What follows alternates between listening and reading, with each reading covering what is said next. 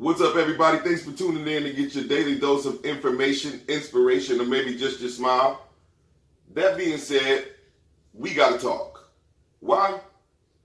The fuck shit is still continuing into 2019 heavily. The government's now been shut down for the longest time in history. But it does seem like the walls are closing in on Trump. We'll see. And before we get into all the fuckery that's been continuing for 2019, let's start with the joyous shit. I'm proud to share this information with everybody. If you ever watched the show Blackish, one of the young kids on the show is named Marsai Martin, little girl. Well, she's growing up now. She's now a teen. Well, anyway, that teen, Marsai Martin, is about to become the youngest executive producer in Hollywood in history. Okay? Big round of applause for Marsai Martin. We are a big supporter of hers on this podcast. And we hope that her project is successful. She continues to make big moves. Big moves. William Packer's getting behind it. I don't know if you know who he is, but he is the brain. He's the genius behind all of Kevin Hart's movies and a whole host of other shit. Girls Trip. The list goes on. You can look him up. But big shout out to that power team linking up together, and hopefully he can teach that young girl the gems that she needs to be a mogul. I think she's a mogul in the making. I know her family, so I am a little biased. But hey, big shout out to Marsai Martin. What else we got in the good news sector? Good news. Good Samaritans do exist. And even in New York City, a woman was on the subway, and I guess in the rush of all of her chores and all the things that she had to do, she accidentally left $10,000 in cash on the train. Cash. Well, there was a gentleman that comes along. He's not from America. That has nothing to do with it, but I can't pronounce his last name. That's why I'm just trying to allude to that. But he comes along and he finds this envelope, and he peeks in to find some identification. And the only identification that was in there was Benjamin Franklin. And I mean a stack of them. And guess what this man did? He took it to the police station. Now, would you? You know I wouldn't. I would have took that shit. I would have said that was my blessing from the Lord. You understand? The Lord came down and put that 10 grand there for me to pay off some of these damn bills that's been killing me. You know what I'm saying? Well, this man took it to the nearest police station and told them, hey, I found this envelope with $10,000 in cash in it, and I don't want them cocaine cowboys, anybody to come looking for me. So, hey, find the right owner. They said the cops were stunned. The cops looked at him like he was a damn fool, and before one of the cops could pinch his little taste out of that envelope, the woman called the exact same police station to report the $10,000 missing. Coincident of that? That's God to me. You might say, hey, it's just happened because it was the closest one, whatever. Anyway, the woman recovered her 10 grand, and for his reward, she donated $1,000 to the charity of his choice. Now I told her, I need that fucking $1,000 in my pocket. This is a blessing for both of us, but it's a good story with a good ending, and good Samaritans do exist in case you were sketchy. Even in New York City with about 18 million people. Damn. Next good story. What do we have here? Oh, we have Jamie Kloss, who was a missing 13-year-old girl. She finally escaped her captor after 3 months. And she was safe and sound physically. Mentally is another story, but she's safe and sound. She was found. And this story kind of baffles me because, usually you see like creepy old men doing these things. And this suspect is actually 21 years old, which is kind of crazy. Because, you would think that a young, vibrant person like that would not be into kidnapping little girls after he killed her parents. So I should say that. He killed both of her parents first. And he abducted her, and he's been holding her captive in a rural part of Wisconsin for the past 3 months. How he fed her, she didn't look malnourished, so maybe he was stealing his parents' food. I don't know. But Thank God she's alive and safe, and welcome back home. And now we got to get to the fuckery. I don't know where to begin because there's been so much fuck shit happening for 2019. But there's a story about a man. He went and bought a scratch off. I think it was a $30 scratcher. Okay? He comes home. He's excited to tell his roommates because when he scratched it off, he's hit for 10 grand. Boom. Just that easy. 30 bucks. Scratch a couple of numbers. You now have $10,000. Well, the roommate said, well, this motherfucker don't deserve that $10,000 more than me. I deserve it. So the roommate goes and buys a duplicate ticket, okay, alters it a little bit, switches it out for the 10K ticket. He takes the 10 grand ticket down to the lottery office. The lottery office looks at the ticket and they say, 10 grand? This fucker's worth 10 million. Boom. He didn't even realize, the original owner didn't even realize he had a ticket worth $10 million. He thought it was 10,000. How do you mix up those zeros? That's why, kids, you got to stay in school. Well, this man is like, holy shit, I'm a millionaire, okay? Meanwhile, the original ticket owner wakes up. He goes to cash in his ticket. They tell him the ticket is a dud. And it's been altered. So he smartly immediately calls the police. I probably would have killed the whole house. But anyway, he calls the police and makes a report. And when you win, I believe it's anything over $600, the lottery office conducts an investigation. What that consists of is, first things first, they go to the store where this ticket was purchased at. They want to look at the footage, make sure everything's copacetic. Well, they got the information that this ticket was reported stolen. So they call the thief and tell him, hey man, everything checks out. Come get your 10 million. He shows up to get the 10 million. It's 10 million police there waiting on his ass. He was arrested and charged, and the rightful owner was reunited with his ticket. So this is a good ending. You know, we're not all about the negative shit on here. But yeah. So the lesson to be learned is when you win the lottery, when you have a winning ticket, that's especially if it's a substantial amount, over $30, over $100, you want to, anyway, you just immediately sign the back in ink. You want to sign the back of that lottery ticket in ink. And first things first, don't tell nobody. Because the first thing you're going to do is create some enemies. People are going to be mad. They're going to say, you didn't deserve it more than I did. Therefore, you need to spend damn near all of it on me. I need me out of that lottery winning. I need my money. So next story. Moving on. Speaking of people losing money, Jeff Bezos. If you haven't heard, you've been living under a rock. But Jeff Bezos is about to go through a very, very expensive divorce. Is his wife a gold digger? I don't know. But you can't, it doesn't matter. She's been with this man through the inception and the execution of Amazon. He said he's calling it quits. Actually, there's reports that he's been cheating. I don't know. I don't know the man personally, but I do know he has $137 billion on the line. Well, at least half of that $137 billion. But here's my theory. And I know everybody's saying, listen, 60 billion is still a lot of money, or 70 billion is still a lot of money. He'll never spend in his lifetime, but fuck. Could you imagine having to stroke that check? Could you imagine having to cash out all those stocks and cut that check knowing that she's going to be riding around with some young whippersnapper, spoiling him with the fruits of your fucking labor? And you say, well, he cheated. That's true. He did cheat. He fucked up.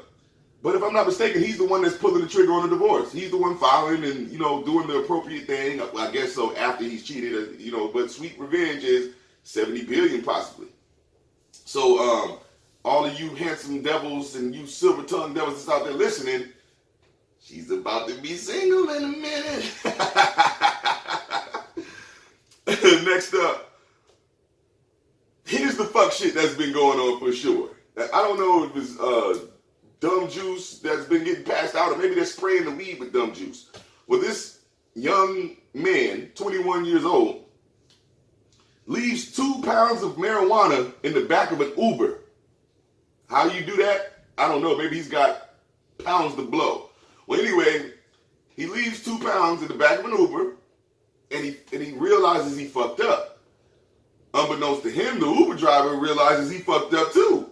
He takes the 2 pounds of weed to the police. Okay? The young 21-year-old, he's convinced himself that nobody knows what's in the back of that. Nobody knows what's in that bag. I need my shit back. So he contacts Uber via email. That's the only way you can contact them to get his shit back. Okay? Unbeknownst to him, he's communicating with the police. So they coordinate a meeting at a local McDonald's, and he was taken into custody without incident and charged with possession of 2 pounds of marijuana. Kids, people, how could you be so negligent where you leave 2 pounds of an illegal substance? Because this was I believe it's in Pittsburgh. It's definitely illegal over there. You leave 2 pounds of an illegal substance in the back of an Uber? You deserve to go to jail, son. I don't know what the fuck is wrong with people. And that's going to bring us to this next story. And these are the things that I don't understand what's going on with society and why these things happen. But a sorority girl, student at Northwestern University, she was hazed so bad as she was pledging for a sorority that she committed suicide. And what confuses me about all of these suicides that's been going on is you can just quit. Like you can just stop. So especially when we're talking about pledging for a sorority, you can just stop. If you're getting bullied on social media, you can just stop. If it's getting to the point where you want to harm yourself and you feel the urge to take your life due to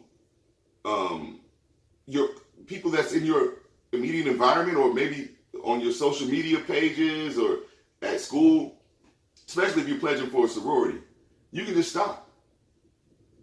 There are other options other than killing yourself or harming yourself. And so it's unfortunate this lady's family is suing the school and the sorority because of their daughter's suicide. Because she's been teased and hazed. They said they were throwing things on this girl, and she had sleep deprivation. She was being, all sororities, I guess, bullied their pledges. But it got so severe, it triggered some PTSD. They didn't disclose where that was from. But this young woman committed suicide. People need to stop taking so much stock in other people's opinion. We all, to a degree, want to be liked and accepted. But it's impossible for everybody to like you. And the real part of life is sometimes those who you want to be accepted by just won't accept you. I'm a poster boy for it. It's a common occurrence. Your life is valuable. Your mission should be valuable. There's a lot of pieces of shit out here and people that just don't want to do nothing.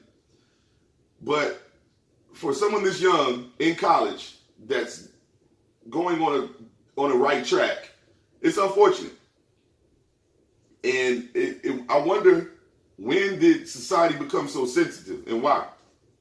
And it brings me to this question. And this has nothing to do with this story. But is this generation looking for reasons to be offended / a victim? Now, in other cases, it has nothing to do with this suicide. You have, in this day and age, you hardly can say anything without people being offended. And you can see the ridiculousness of it by PETA. I want to say it's about 2 months ago. PETA the animal rights group, they said that certain terms associated with animals, like bringing home the bacon, was equivalent to racism. Now, it's amazing to me that people want to be offended for an animal, when and how in this country, people have started to view animals as humans. Now, I'm not condoning abusing animals. I love animals, but it's an animal. It's not a human. That animal does not need clothes and all this cute shit that a lot of you people are doing with your animals, with your dogs, your cats, and all this shit. These animals are not living teddy bears. These are animals with their own desire, with their own wants. They're not here for your entertainment, and so that's people are so offended by that. Well, I kind of get offended by saying, why would you put a hot ass sweater on that dog? You put a hat on the fucking dog. That dog don't want that hat. The dogs are smart enough to bring you, most of them, to bring you what they want. If they want to play with the ball, they'll bring you the ball. They don't bring you no fucking sweater. They don't bring you no stupid ass hat. They might bring you the leash and the collar because they want to go for a walk, but they're not bringing any of that cute shit in them bow ties that you put in the hair. That's for you. That's not for the animal. So, Peter can kiss my ass with a lot of the rhetoric that they, especially with this, equivalent terms associated with animals to racism. Animals don't get offended. They have no idea what the fuck you're saying half the time unless you are correcting them. But there was another group that just attacked The Rock of all people. Now, I'm not saying The Rock is perfect, but I ain't seen shit that he did wrong. And so they're saying someone made up a false interview and he got attacked by, I think it's called Generation Snowflake. I'm not too familiar with that, but I've been hearing the term in the past couple of days. And these people attacked The Rock for being insensitive. And The Rock says something that makes a lot of sense. We're not all going to agree with each other. And just because I don't agree with you does not make me the enemy, and it does not make me against you. And somehow society has twisted to where if you disagree, you're automatic enemies. Now, how fucking stupid is that? Because it sounds like Hitler to me. It sounds a lot like that. Everyone has the right to their opinion, but it doesn't always mean you're right, though. Okay? Just because you think something does not make it right. Because if you believe everything that you think, then maybe unbeknownst to you, you think that you're perfect. You think that you know everything. Because you think it, you believe it. You need facts to support these things. People thought the world was flat. Some people still think that shit. Don't mean they're right. The sun goes around the world constantly. And it rises in the same place every day. It's light on this earth somewhere all the time. But people believe in this grand conspiracy that the earth is flat and everybody's lying because they can't understand why they can't see the curvature of the earth. They believe they're right. They're fucking wrong. But I don't want to harp on these guys. I don't want to seem like I'm attacking the flat earthers. People need to grow up.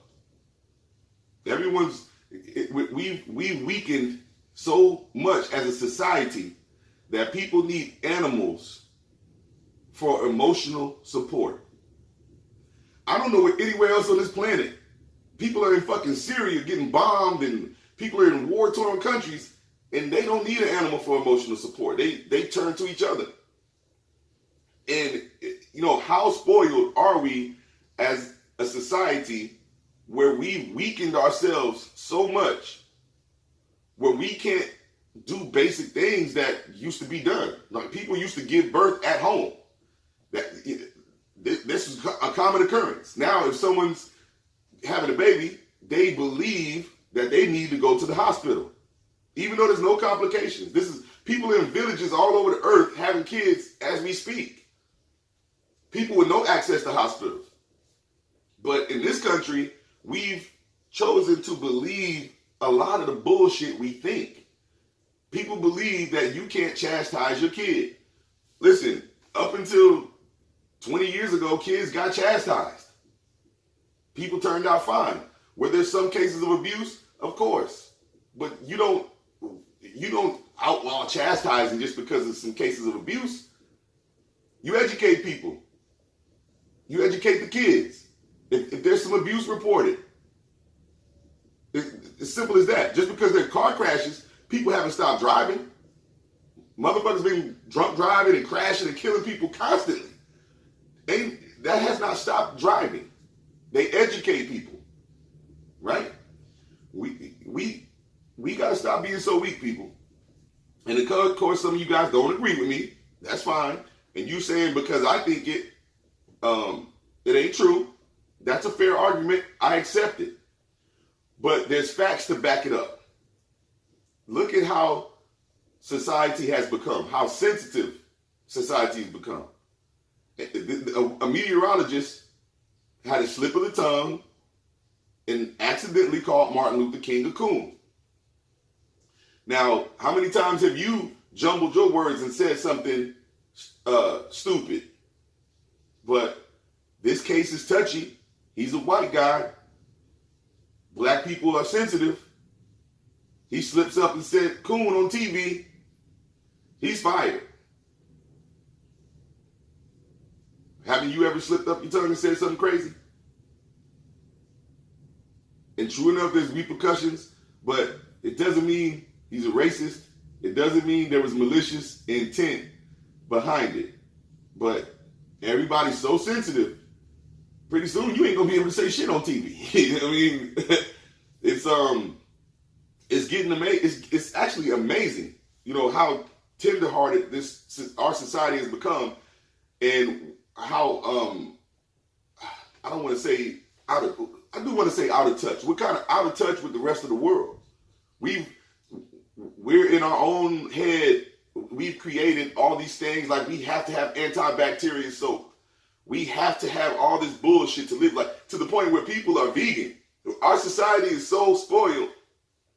People can be vegan because scientifically they've created things that could sustain life that's a non-meat product.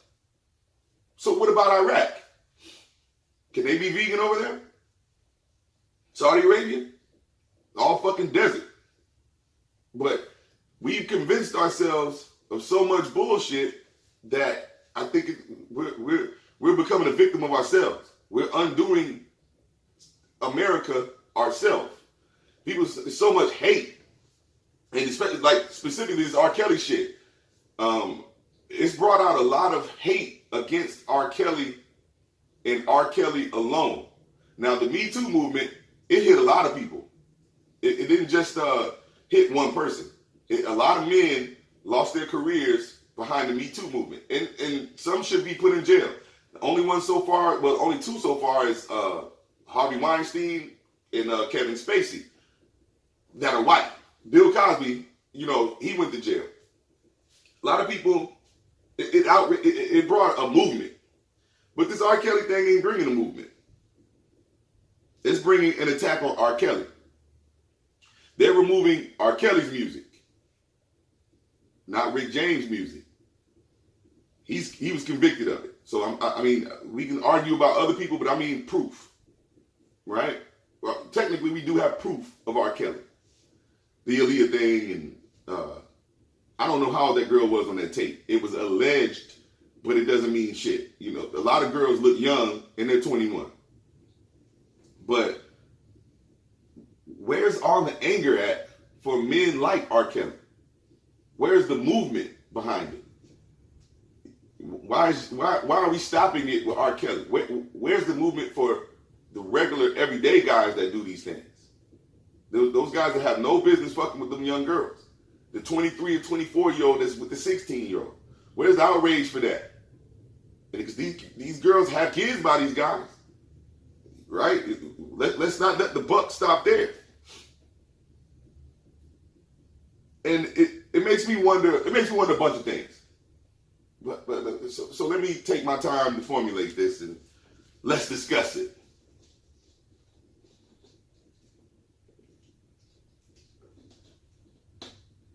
People want to. Everybody's in this victim society. Because R. Kelly did something wrong, anybody can come forward and say something, and you're automatically guilty. Just because you raped one girl, you raped everybody. And I'm not defending R. Kelly, but what I'm saying is we have to be careful in society, because people will, something that you've done or something you've been accused of will trigger something in that person's past, and they start to view you as the person that did something to them. Now, how many men were convicted of rape and murder and other crimes that DNA exonerated? But people hated these people for years. These men sat on death row, some of them 20 some odd years, and people hated them. Maybe some of their own family members hated them, and they were innocent. DNA exonerated them, and that's the danger of jumping to conclusion, because there's no telling how many innocent men were killed in prison via other inmates or the death penalty, and they were innocent. But because he might have looked guilty, because you thought he acted guilty due to your internal science of your know-it-all ass, this man was guilty based on one person's testimony, and because they were so believable, you believed it, and he's dead. That's a problem, people. It's something, us in society, we're so angry, we're so hurt, we don't know how to function together. The government is a great example of it right now. We have a government that cannot function together. They can't even. The Republicans had the House and the Senate for 2 years, essentially, and couldn't get nothing done. The only thing they got done was a tax break. That was a blunder. But it's a prime example of the undoing of America. We don't know how to work together no more. If we disagree, there are peaceful resolutions other than turning to violence, other than turning to an immediate breakup. What happened to trying to understand each other? You let your emotions get ahead of you let your emotions rule you. This country has started to let their emotions make decisions. Now, what's the danger in that? You get emotional and say, I want to kill that motherfucker. I hate them. 2 days later, you forgive them.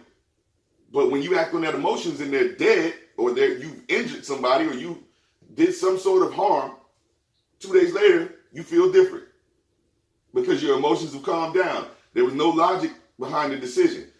This is what's going on a lot of times in society now. There's no logic behind these decisions. People are just acting prompted by a pure emotion, raw emotion. And it's dangerous because we don't know how to work together.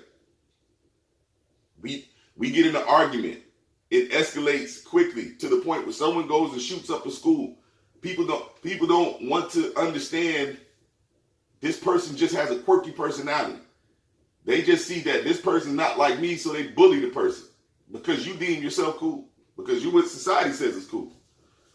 Kanye West, I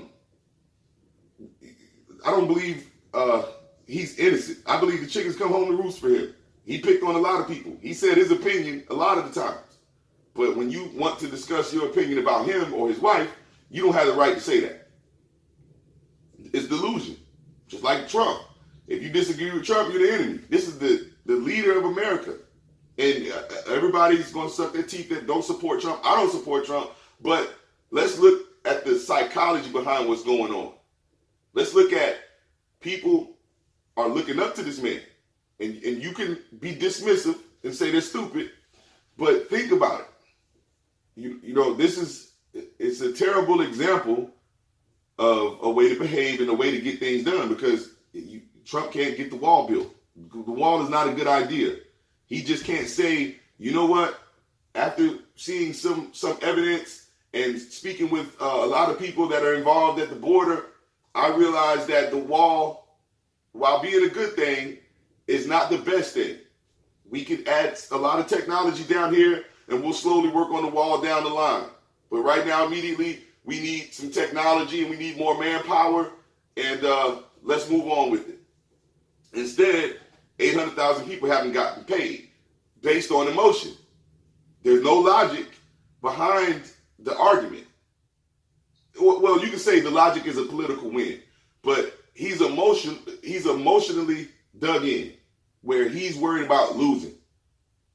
And this is a barricade to us moving forward a lot of the times. Fuck losing the argument or winning the argument. What are you going to get out of it? What's the point? You argue for no reason. You're distracted from the big picture. You're so focused on winning this little argument that your team ain't strong. You start to wear the people, you start to wear people that support you down with that bullshit. And then you end up losing your team, losing key parts of your team over an argument, just to win a fucking argument. You lose somebody that got your back, somebody that genuinely loves you. Whatever, no matter where you are in life, these people just have your best interest at heart. And you lose this person over emotion because of some bad decision, and you can't come back and say, you know what, I fucked up, I'm sorry. This has broken up families, friendships, marriages, bonds with father, daughter, son, parent, kid. It's unfortunate, people. And you gotta look at yourself realistically. The goalposts don't move. The same rules, the same shit that I'm spewing applies to me. I don't have kids, but I have a daughter. I have a goddaughter. She's like my daughter. She's basically my daughter. I love her like she is. One time, she didn't like some of the shit that I was doing. And she told me, stop doing that. That ain't you. You walking, I think I was walking around the house mad, because she used to live with me. And I was walking around the house mad a couple of days. And she told me, stop it. That's not you. You're always happy, and you are loud and make a lot of noise, and you like having fun, and you walking around like that. You don't need to be like that. And what did I say? Okay, you're right. Because if I'm going to call her out on things, she has to be able to call me out on things. I'm not always right. And I like to lead my life with the idea that I'm not always right. Because it allows me to, it allows for room for improvement. Because if you think you all good, then you topped out. If you think at this moment you're the best person, or you know everything, there's nothing else that you can learn, you topped out. And life is evolving. Things are being figured out that scientists 20 years ago didn't know today. So it's dangerous to think like that, people. And shame on you. You're not always perfect, motherfucker. And it brings me back to R. Kelly. R. Kelly. Because this has brought out so many different conversations, for most people, that we should take a look at this, because we're not perfect. This one is specifically for black people and young white people that are now immersed in a part of the hip hop culture. How did R. Kelly get away with this for so long? And people like him. There's other people in the industry. And why have they not been called out? How do they get away with this for so long? I wonder, is the no snitching culture in the black community and the hip hop community a big part of that reason? The no snitching rules apply to criminals, street people. It's not a blanket ideology for a race or for the hip hop culture.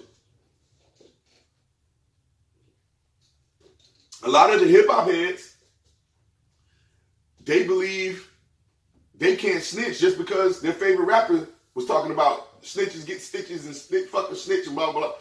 You only snitching when you participated in something criminal, and you, to save your own ass, went and told. If you work a 9 to 5 and you're a law-abiding citizen and you see a crime, report the fucking crime. That's not snitching. You had nothing to do with the motherfuckers. You don't buy into that lifestyle. You're what is called a square or a civilian. You're not a gangster. People that don't do nothing wrong have nothing to snitch on. They just call and report a crime. Fuck, they want to live in a safe community, away from predators, especially sexual predators. All predators, for that matter. I mean, there's not one that's different than the other. But people knew what R. Kelly was doing. Nobody said shit. Why? Were they worried about snitching? You see this man fucking around with a 14, 15-year-old girl, and you know she's that age? You know the girl, you might have said, hey, are you still in school? Yeah, I'm a sophomore. You know that's a fucking child. And you saw R. Kelly take her in the fucking room. Totally inappropriate, period. Period. Whether what went on behind that door, of course it matters, but the minute he took her behind the door, why would you take somebody else's child behind a fucking door? He already crossed the line. You see these things, you don't report it. A lot of people seen it and didn't report it.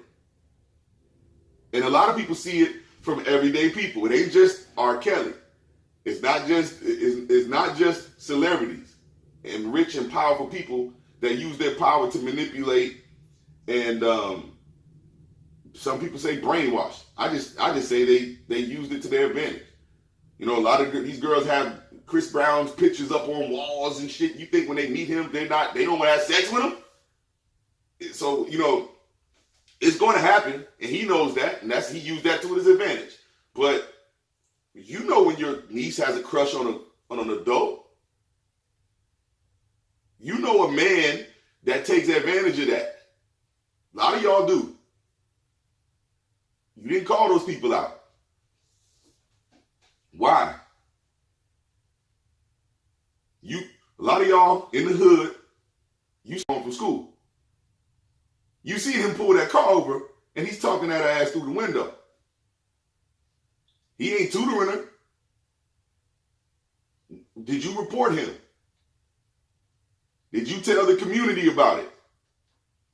And this is how this shit happens. This is how we don't protect our people. And that's all races. This is how the shit goes on, and a young men turn into grown people, and they're destroyed. You don't know why. You don't know what the fuck is wrong with that boy. I didn't raise him like that. Well, he might have got molested. He might have got raped. And we made it where people feel like they can't talk about it. Us as fellow humans, we should be encouraging what's right. But instead, we encourage what's wrong. People get away with this shit. Naturally, people are going to be scared to talk. But if you don't make someone comfortable to talk to you, they're going to hold it in that much longer. They might not never bring it out. And people turning blind eyes, all for the love of money or for the power. Bill Cosby got away with a lot of shit because of, money. A lot of you guys say he was set up by the white man and all this shit. Well, on record, Bill Cosby admitted to getting pills to make women pass out to have sex with them in a deposition. He paid that woman. The woman breached that deposition and released the information in there anyway. The man admitted to it. So we know he did it. We know he admitted to having a habit of doing that. And if you want to say somebody set Bill Cosby up, then how come they didn't take him down during that deposition in 2006? He would have got taken down then if they were after him. If the white man wanted to destroy his legacy. So a lot of y'all say, why didn't they take him down when he admitted all that shit in the deposition? Why did he end up getting taken down later, 10, 11 years later? When other people were coming forward saying he did that shit to them. But because you love Bill Cosby so much emotionally, you don't want to see him as a monster.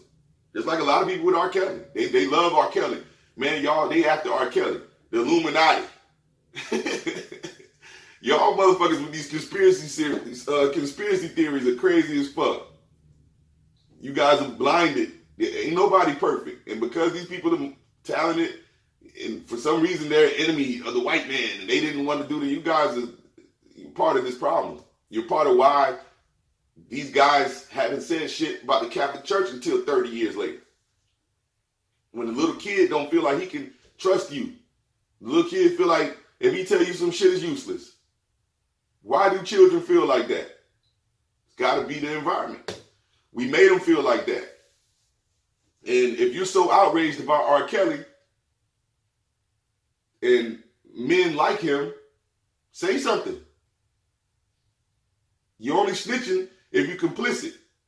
Now, if you in there with these type of men and you doing exactly what they doing, and then you turn around and get arrested for it, and then you tell on them so you don't have to go to jail and do the full amount of your sentence, that's snitching. But you, a law-abiding, tax-paying citizen, and you see shit that ain't right, you say something. This is how you're going to live in a better community, because when people feel like they can get away with it, it's just going to ramp up. If somebody broke in your house and nothing happened, they coming back. Nobody called the police, nothing. They coming back. If it was no prisons, if people didn't go to prison, the threat of prison keeps a lot of people in line, keeps a lot of people from getting killed. A lot of people would be dead if it wasn't for prisons.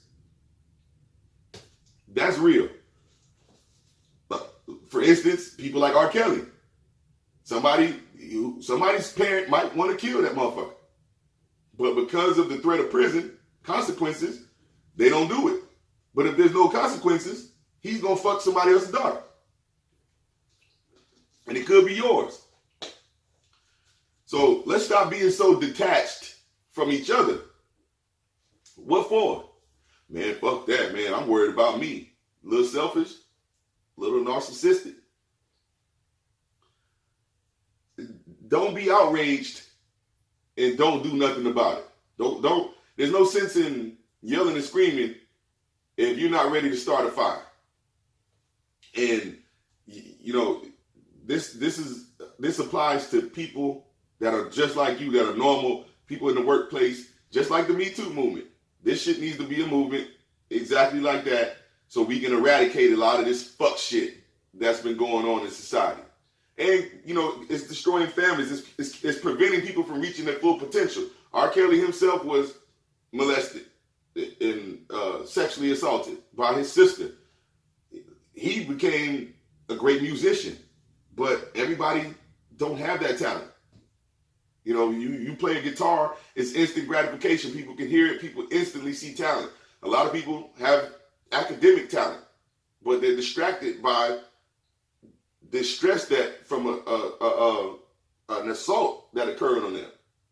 It's preventing the kids from being functional adults, from being the best husband or the best wife they can be, the best fathers, best mothers. And we make it uncomfortable for them. This is why the suicide rate is through the roof.